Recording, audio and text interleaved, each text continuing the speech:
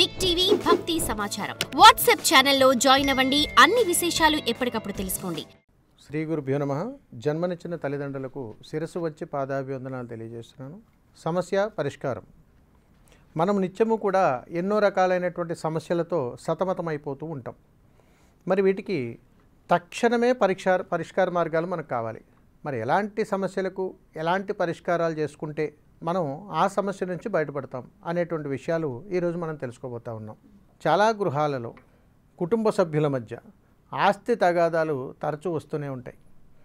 ఈ ఆస్తి తగాదాల్లో ముఖ్యంగా పూర్వార్జిత ఆస్తులు, తర్వాత తల్లిదండ్రులు సంపాదించినటువంటి బిడ్డలకు సంబంధించినటువంటి విధంగా అనేక రకాలుగా గొడవలు పడిపోతుంటూ ఇబ్బందులు పడిపోతూ ఉంటాం.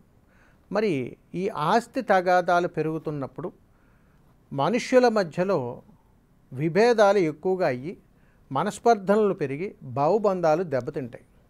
అలా దెబ్బతిన్నప్పుడు ఎలాంటి పరిష్కార మార్గం మనం చేసుకోవాలి అనంటే చాలా చక్కటి అద్భుతమైనటువంటి పరిష్కార మార్గాలు ఇందులో ఉన్నాయి. ఎవరింట్లోనైతే ఎవరి కుటుంబ సభ్యుల మధ్యలోనైతే దీర్ఘకాలికంగా సంవత్సరాల వెంబడి కోర్టు కేసులు ఉండి ఆస్తుల మధ్యలో పంపకాలు జరగక ఇబ్బందులు పడుతూ నానా ఇబ్బందులు పడుతున్నటువంటి వారు చేసుకోవలసినటువంటి పరిహారాలు, ఒక పౌర్ణమి రోజు కానీ అమావాస్య రోజు కానీ మీకు అవకాశం కుదిరితే అష్టమి రోజు కానీ ఇంట్లో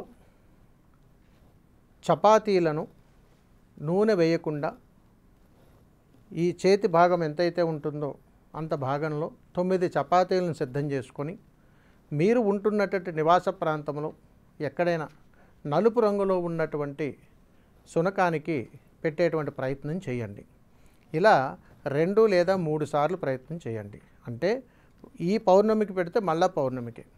ఈ విధంగా చేసినప్పుడు మనం వెళుతున్నటువంటి మార్గంలో మనకు ఇబ్బంది కలుగుతున్నటువంటి సమస్యల నుంచి ఆ కాలభైరవుడి యొక్క అనుగ్రహంతో మనకు మంచి పరిష్కార మార్గాలు వెంటనే దొరుకుతాయి.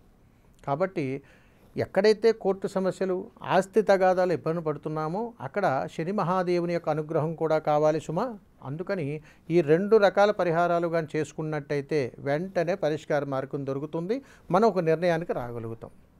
సర్వే జనా సుఖినో భవంతు. శుభం. నమస్కారం. For more videos like this, subscribe Big TV channel.